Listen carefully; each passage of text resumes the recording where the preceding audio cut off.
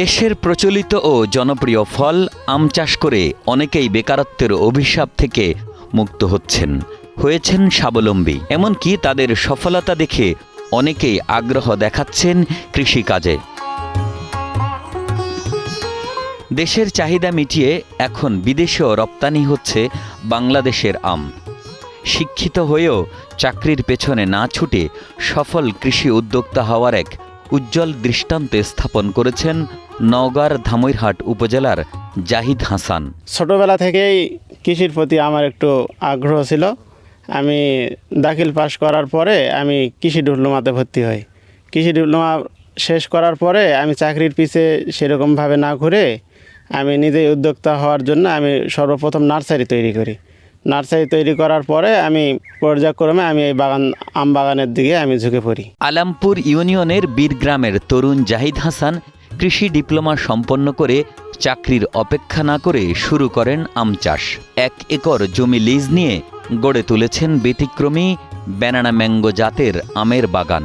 প্রায় 350টি গাছ নিয়ে গড়া এই বাগান থেকে এবছরই 4 থেকে 5 লাখ টাকা আয়ের স্বপ্ন দেখছেন তিনি। টানা 7মবারের মতো বেস্ট টিস্যু পেপার ব্র্যান্ড হিসেবে স্বীকৃতি পেয়েছে বসুন্ধরা টিস্যু। আবহাওয়া যদি অনুকূলে থাকে, ঝড় বৃষ্টি এগুলা যদি না হয়, তাহলে আমি এখান থেকে ভালো প্রফিট পাওয়ার আশা করতেছি।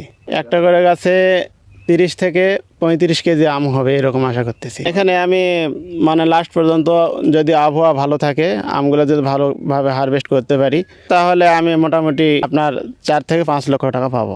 নার্সারি ব্যবসা থেকে আজ তিনি সফল কৃষি উদ্যোক্তা। আমবাগানের পাশাপাশি 22 একর জমিতে তৈরি করেছেন বিভিন্ন জাতের ফলের বাগান।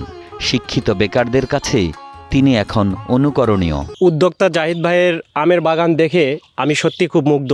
অনেক ব্যানানা ম্যাঙ্গো আম চাষ করেছে, তো আমগুলো দেখে আমার খুব ভালো লেগেছে। আপনারা যারা শিক্ষিত বেকার আছেন, আপনারাও চাইলে ব্যানানা ম্যাঙ্গো আম বাগান করতে পারেন। খুব লাভজনক একটা ব্যবসা। এই ভাই এত সুন্দর একটা বাগান করছে দেখে আমারও মনের ইচ্ছা জাগতেছে, যদি ভবিষ্যতে বাড়িতে এরকম একটা বাগান করার ইচ্ছা আছে। বেকারত্ব থেকে নিজের উদ্যোক্তা হয়ে স্বাবলম্বী হওয়া যায় তা প্রমাণ করেছেন কৃষি উদ্যোক্তা জাহিদ হাসান।